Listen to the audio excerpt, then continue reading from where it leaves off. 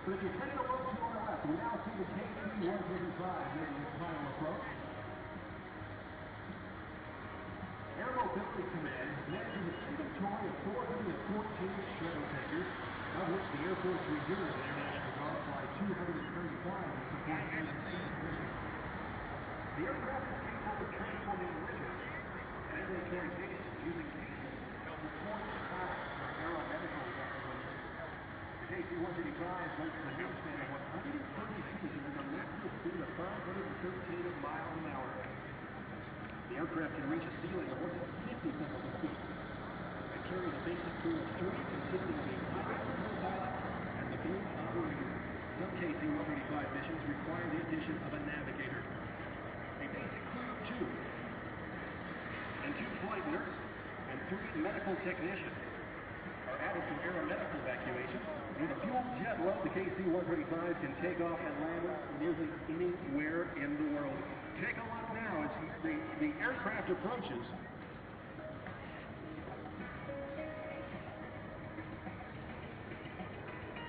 And under those CFM International turbofans, only around 18 inches of clearance. And with that, ladies and gentlemen, concludes today's demonstration. And on behalf of the men and women of the United States Air Force Air Education and Training Command and Altus Air Force Base, Oklahoma, we hope you enjoyed today's brief look at the C-17 Globemaster III and KC-135 Stratotanker, true workhorses for the United States Air Force core airlift and air refueling operations, which will continue to provide rapid global maneuverability for America today, tomorrow, and well into the 21st century. Ladies and gentlemen, let's hear it for the heavies!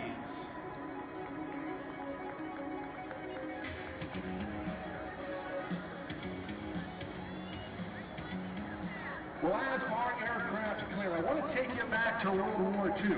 Hey guys, I'm in front of a Lockheed Electra, probably one of the most unique aircraft, and certainly the shiniest here at the air show. Mark Peterson at the controls of this specialized 2-seat Mustang known as a TF-51. It is named Diamondback, and we'll be telling you all about it here in just a couple of moments. Luke, you like that?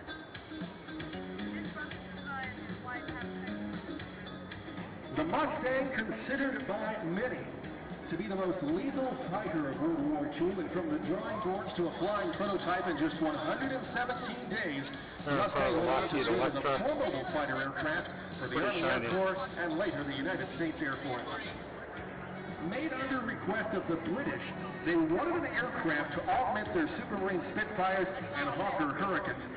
And originally they wanted Curtiss P-40 Warhawks, but the chief designer of North American aviation, Dutch Kennelerter, said, no, I will build you something from scratch, and this airplane was the result. In just 117 days, the first Mustang was flown. It was called the A-36 Apache. It was originally outfitted with an American-built Allison engine, but it was a worthy ground attack platform, and then later in time was outfitted with the British Rolls-Royce D12 Merlin engine produced by the Packard Company here in America.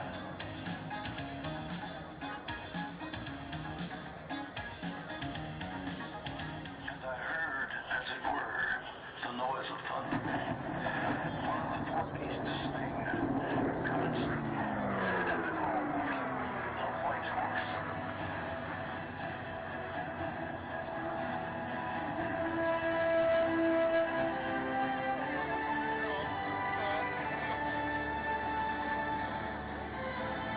Up and over the top, the music of the Mustang.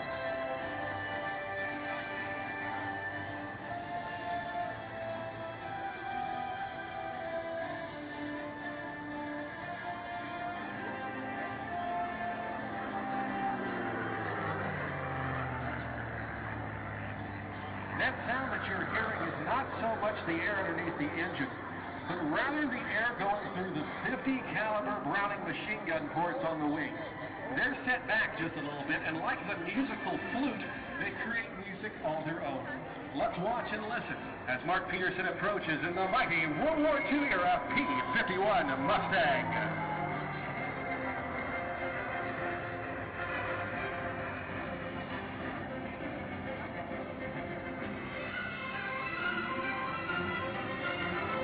This P-51, named Diamondback, has a unique and rich history, serving with the U.S. Army Air Corps and later the United States Air Force. His later career, it raced at Reno at the National Championship Air Races, and today under the skillful hands of Mark Peterson, flies at air shows across the country. This year, we commemorate the 75th anniversary of D-Day and that notable invasion of France, and remember those that lost their lives to defend our freedoms so many years ago. Completing this turnaround to our right, Mark Peterson approaches at over 300 miles an hour.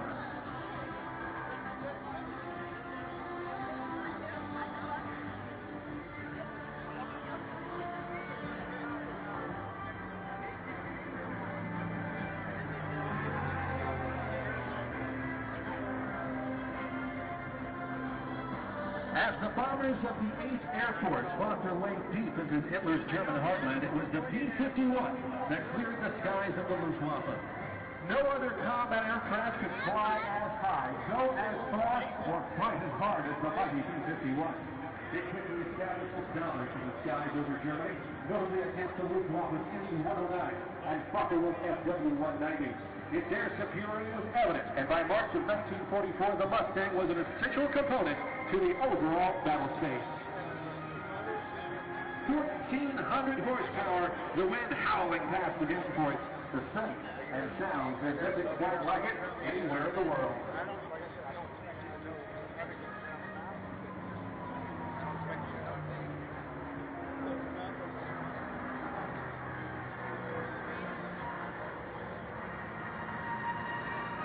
Mark soloed his first airplane at the age of only 17, and has since flown more than 35 different kinds of aircraft, and has accumulated more than 5,000 hours of flight time. Owning and flying a P-51 has been a dream of Mark's ever since he was a young child. Mark says you never quite own a Mustang or any warbird in that manner. You are just lucky enough to be the steward of this great piece of history and to serve as the avenue to transition it from one generation to the next.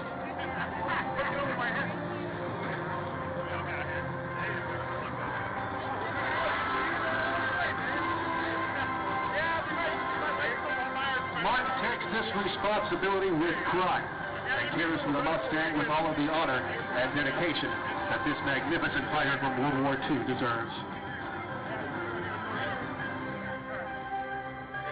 As we see Mark return, I'm going to pull the music down and let you listen to the sounds of this Packard-built Rolls-Royce V12 Merlin engine. Take a listen to the sounds of the Mustang as Mark approaches from our left.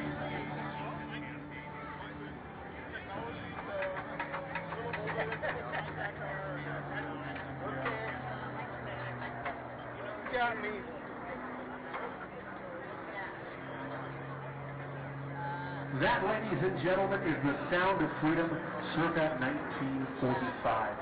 Now, Mark is going to set up for his next series of maneuvers, and if you look very closely to the bottom of that aircraft, you're going to see a very large air scoop. And what that scoop does is cool